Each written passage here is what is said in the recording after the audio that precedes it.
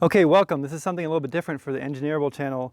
But this is a 7-year review of these gutter guards that I installed on the house about 7 years ago. I do not see many reviews often of like things over time. Usually the review is pretty much in the beginning. And yeah, things work great in the beginning and then they start to fail later.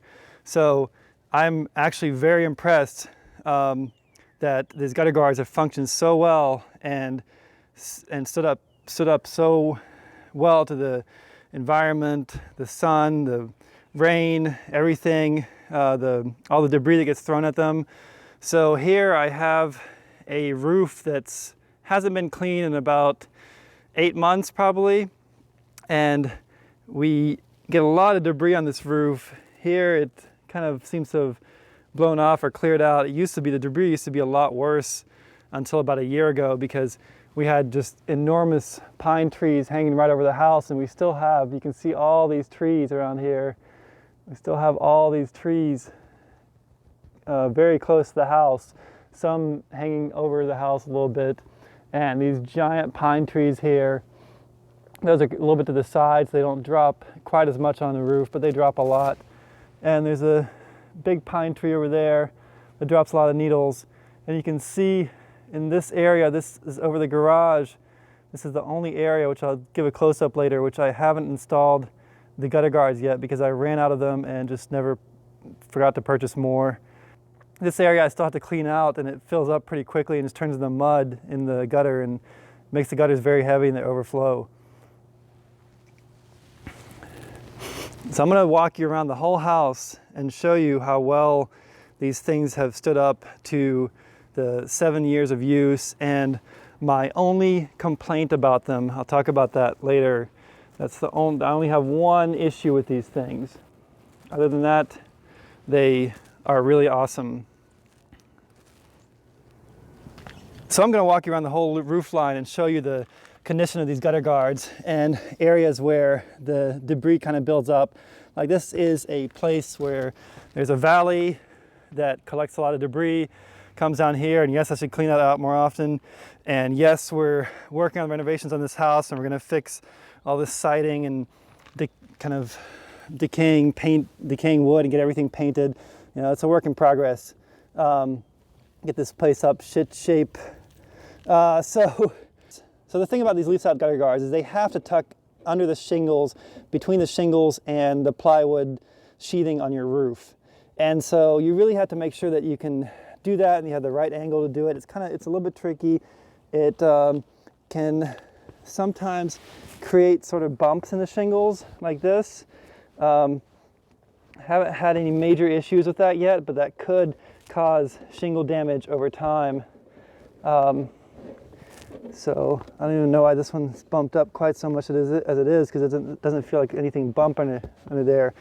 We had some issues in the summer with some of the sheathing like raising up, so this roof is going to need to be changed within a few years probably. But here with all this debris coming down, this is probably like the place where debris builds up the most. I need to clean it off the most often. But the cleaning is really easy. You just take a brush and you just brush it off. And I mean, look at it, it's kind of like self-cleaning actually. The next time it's going to rain really hard, it's just going to push this stuff off. It's not like built into it.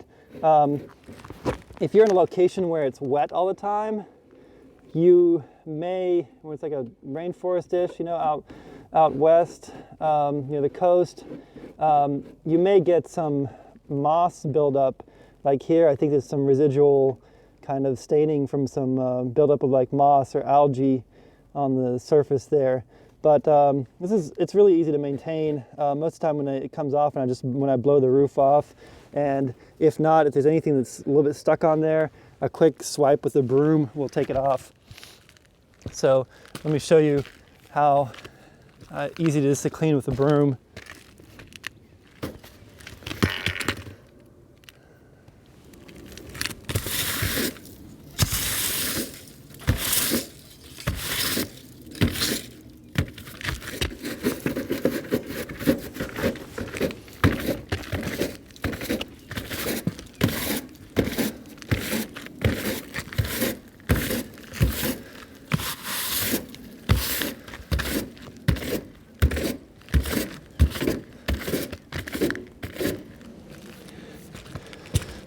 there are any areas that need to be scrubbed a little bit harder, just kind of go back and forth.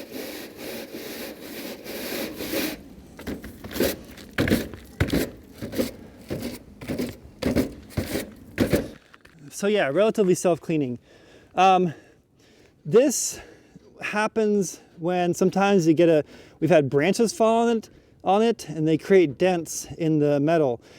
So you could probably unscrew it because it's screwed into the front edge of this gutter, and unscrew a section and bend that back up. I haven't bothered because I haven't seen any major issues with that, nor has it been dented badly enough.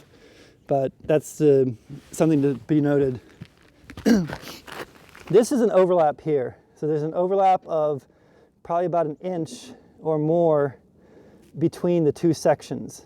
So that's a place where something, if the overlap gets lifted up, something could get under there, but haven't had any real issues with that either.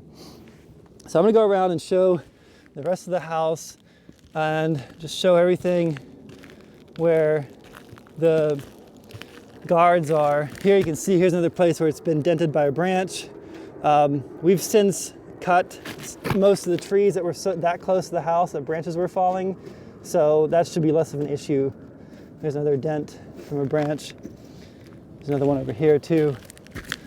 But you see, even with these branch dents, it's still doing its job, and it's not collecting things.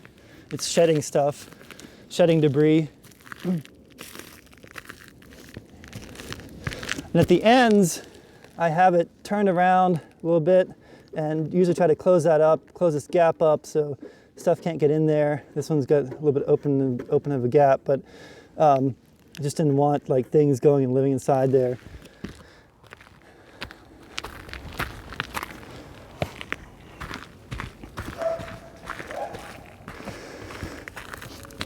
So this is the back side of the house, which is a little bit shadier. And here you can see sometimes there's a little bit of moss that grows. You can see how I bent the end over to get it into the gutter. And you can see how this is darkened a little bit more. It's like there's like moss maybe a little bit has grown in there. But as long as you don't, oh look, even some lichen has grown on there. So you may need to like kind of spray this with some algicide or herbicide, something which, you know, is not great because it's going to go into the water system afterwards and drain into the ground. But if you're having an issue with a lot of buildup, you may have to find some treatment, hopefully something more natural than what I just suggested, to treat it with, to keep the stuff from building up and just covering it. Because imagine if this lichen built up over the whole surface, then it would cover everything and water would not be able to flow through. So on this back edge, this is something I wanted to talk about later and show from down below, but here you can see it from above, is I added a little extra lip that goes further out from the edge of the gutter. And what that does is it keeps debris from just going over the edge of the gutter and keep making the gutter dirty.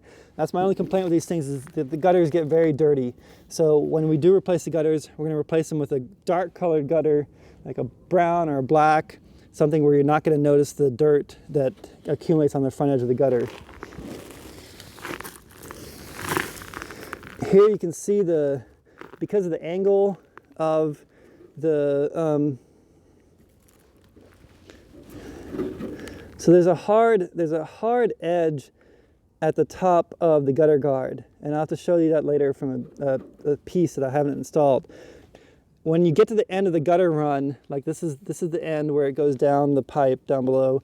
When you get to the end, the angle becomes relatively steep compared to the roof line, and since it has to go under the shingles, what you get is you get this raised bump here, and this bump is so high that I'm concerned that the water can collect here and actually get through into the roof and eventually like decay the roof here, the edge of the roof here, or maybe the fascia boards.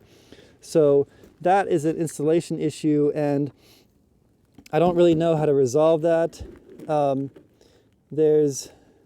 It's very difficult to bend this stuff into shape, and maybe I should have bent that into the shape, but during installation it's hard to figure out how to what what position to bend it into, but I don't feel like any bounciness under there, so it's touching the roof. Okay, so that's the thing, here, like it's touching the edge of the roof, the top of the roof, the top of the fascia board. So it's almost like you would have to cut away a little bit of that fascia board or something to get it to stop from lifting like that at the end, because I don't know what the deal is here exactly.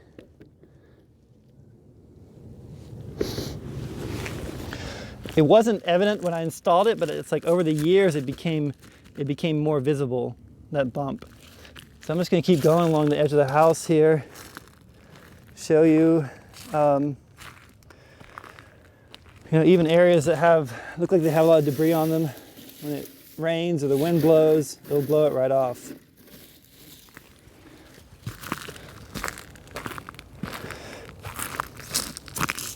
Here's this place where the amount of water coming off the roof is really a problem and is not being fully captured by these gutter guards, because what's happening is it looks like the shingles are covering up too much of the gutter guard, and maybe the shingles need to be cut back some, because this is a valley here and a lot of water comes down this valley and shoots over this, and we get a lot of water down there. So that's something to take a look into when redoing the gutters, redoing the roof, is how to capture more of this water from the valley.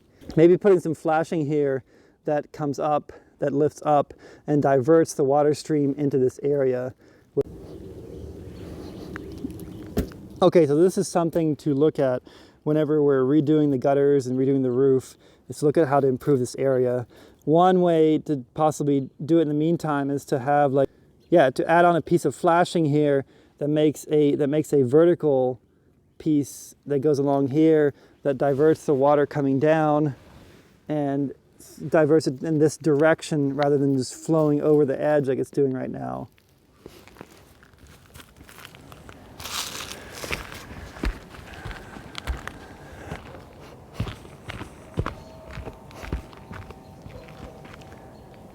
This is the front of the house, and as I was saying, I haven't cleaned this off in a while. It used to be like a year ago, before we got this enormous tree. Here you can see the pine tree. I mean, that thing is huge. It's like 3 feet diameter pine tree that was right next to the house, and as if we had that removed, and now there's significantly fewer pine needles on the roof here, even without having to clean it off. And so it's relatively maintenance free now.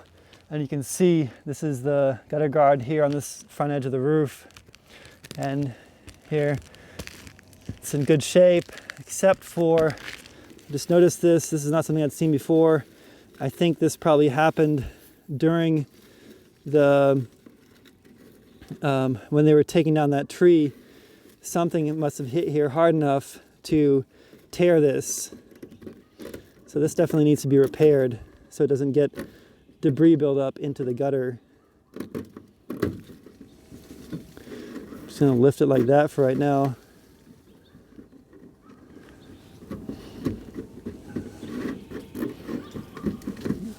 So at least it's up.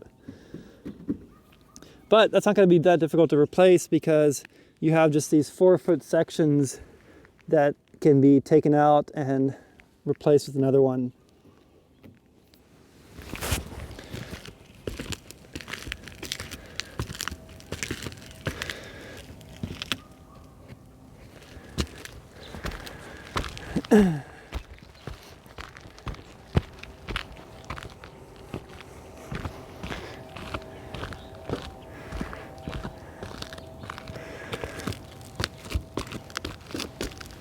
There, if we look out over the garage, the front of the garage, there's one there that is in very good shape.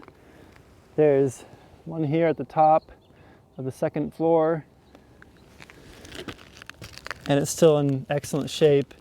This is in full sun all the time. Of course, it's stainless. The only plastic here is a little strip of silicone on the underside to make the water drip more efficiently.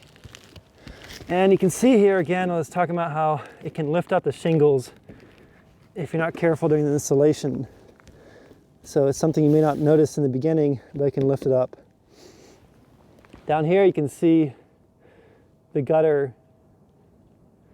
This is the only gutter in the house that doesn't have any gutter guard, and you see it's just like completely filled up with junk. And this is what the gutters end up looking like when there's no gutter guards. It's like full of litter all the time, and they get really heavy and it doesn't drain. Those gutter guards really help. You see the difference.